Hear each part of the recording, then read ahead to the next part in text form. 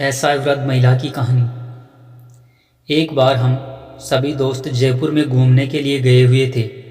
तभी पास की एक दुकान पर जूस का ऑर्डर देकर हम सभी दोस्त आराम से बैठकर एक दूसरे की आपस में हंसी मजाक में लगे ही थे कि एक लगभग 70 वर्ष की एक बुजुर्ग महिला पैसे मांगते हुए मेरे सामने अपने हाथ फैलाकर खड़ी हो गई।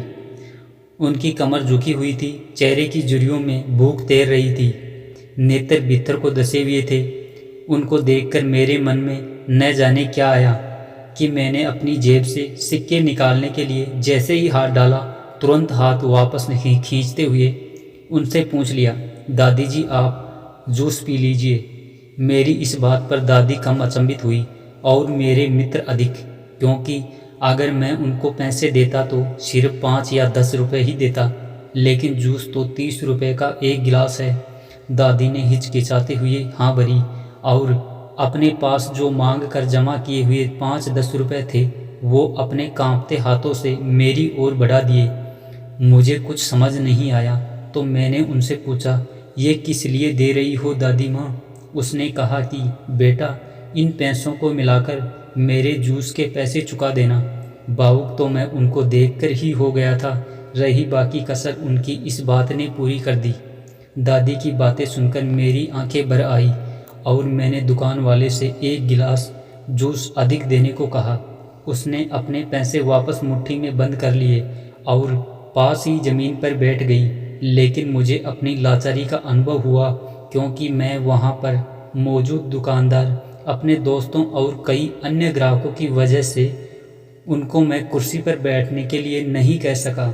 मुझे डर था कि कहीं कोई टोक ना दे, कहीं किसी को एक भीख मांगने वाली बूढ़ी महिला उनके बराबर में बिठाए जाने पर आपत्ति ना हो जाए।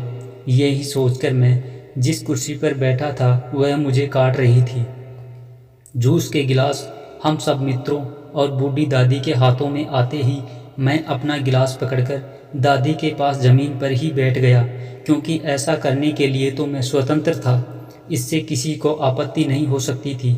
हाँ, मेरे दोस्तों ने मुझे एक पल तो घूरकर देखा, लेकिन वो कुछ कहते उससे पहले ही दुकान के मालिक ने आगे बढ़कर दादी को उठाकर कुर्सी पर बैठा दिया और मेरी ओर मुस्कुराते हुए हाथ जोड़कर कहा, ऊपर बैठ जाइए साहब, मेरे यहाँ ग्राहक तो बहुत आते हैं किंतु इंसान कभी कभार ही आते हैं।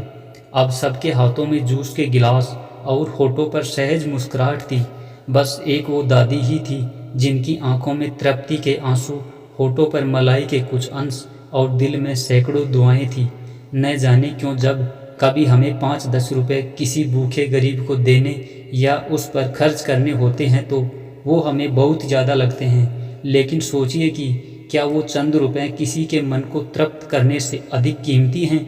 दोस्तों, जब कभी भी अवसर मिले ऐसे दयापूर्ण और करुणामय काम करते रहें और हमेशा निर्धन असहाय लोगों की मदद करते रहें, चाहे भले ही कोई आपको साथ दे या ना दे। धन्यवाद दोस्तों।